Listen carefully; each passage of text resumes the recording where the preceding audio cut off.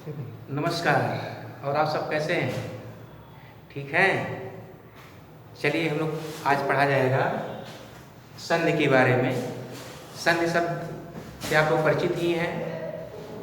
तो संधि शब्द का अर्थ मेल या जोड़।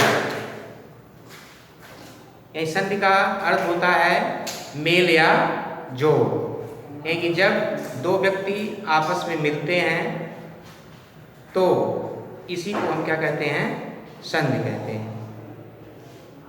दो शब्दों के मिलने पर पहले शब्द का अंतिम वर्ण और दूसरे शब्द का पहला वर्ण आपस में मिलकर एक नया रूप धारण कर लेता है। ध्वनियों के इस मेल के कारण हुए विकार या परिवर्तन को संधि कहते हैं। यानी कि इसमें ये बताया गया है कि संधि में दो शब्द होंगे और पहले शब्द का जो अंत होगा और दूसरे शब्द का जो प्रारंभ है, इन दोनों वर्णों के मेल से जो विकार होता है, विकार के बाद जो नया रूप उपस्थित होता है, जो एक नया शब्द का निर्माण होता है, उसी का नाम संधि है। जैसे शरण, धन, आगत। अब इसमें बताया गया था कि पहले शब्द का अंत किससे हुआ है? अ से। दूसरे शब्द का प्रारंभ किससे हुआ है? आ से।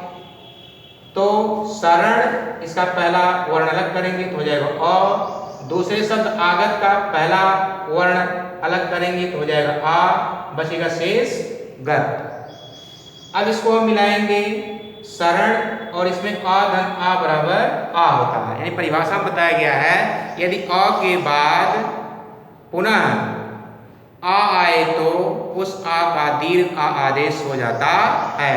यदि ह्रस्व अथवा दीर्घ अ के बाद पुनः ह्रस्व अथवा दीर्घ आए तो पूर्व और पर दोनों अ के स्थान पर एक दीर्घ आ आदेश हो जाता है। इसलिए यहाँ पर अ प्लस आ बराबर आ। तो शरण जैसे सेम उसी तरह हम लिख देंगे शरण प्लस अ धन आ बराबर आ प्लस गत। अब मिला देंगे तो हो जाएगा शरणागत। ये हो गया हमारा क्या? संधि।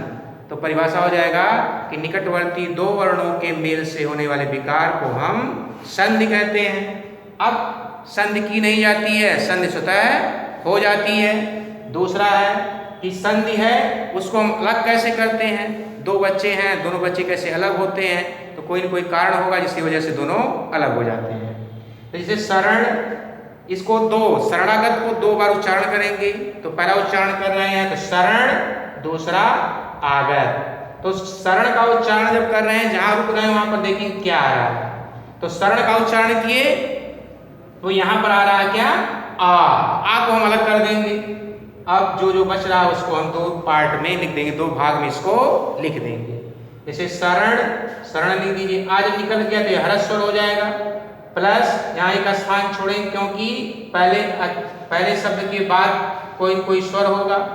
फिर प्लस लगाएंगे। जो दूसरा शब्द है इसके पहले कोई क्या होता है? स्वर होता है। उसके लिए एक स्थान छोड़ देंगे, बचा गत, गत को लिख देंगे। अब हमको आ कब आता है?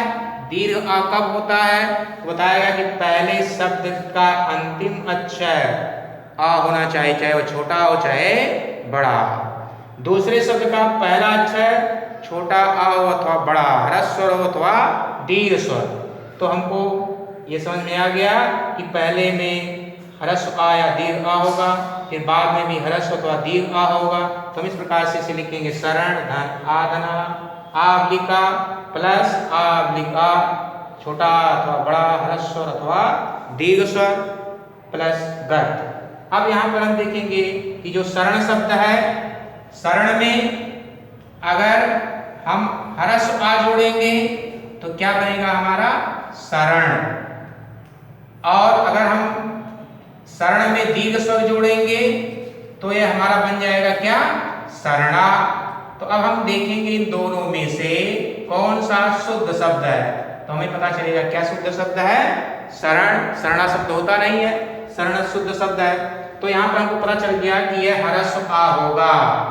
अब यहाँ पर गत में देखेंगे, एक आ जोड़ेंगे प्लस गत लिखेंगे।